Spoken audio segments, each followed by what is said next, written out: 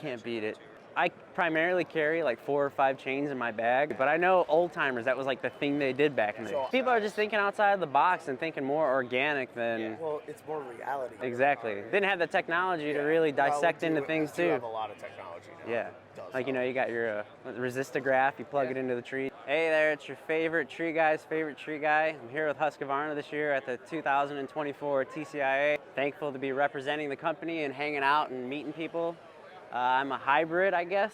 I'm a tree climber and a timber faller. But yeah, they just came out with a new version of it, a new updated auto tune on it. I don't know, it's just, it outperforms the other one. The most asked question I get is how have I gotten to where I am currently in my career.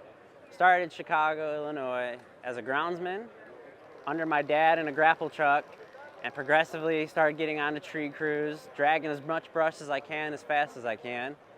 And then the climber foreman put me in a tree. That was scary. They like to mess with me and put me in a bucket, and they'd tie me up the highest branch and they'd kick me out of the bucket and go for this wild swing. So that's how I got comfortable in the trees. And then it kind of fueled my adrenaline itch, and I slowly started looking for bigger and bigger trees. So I started dabbling on the East Coast. I lived in Maryland, worked under a great guy named David, taught me crane work and, you know, kind of proper pruning techniques and rigging, and slowly transferred back to the Midwest, contract climbing outside of Chicago. Worked with Todd Kramer. He taught me crane work, which was awesome. That guy is a genius. And then I slowly made my way to the West Coast in the Bay Area. I wanted to climb the tall trees, rigging out big ukes, big cranes. And then after that, I started kind of getting burnt out on tree climbing. And I was kind of thinking, man, how can I get into the timber falling world? Well, the 2018 fire in Paradise started.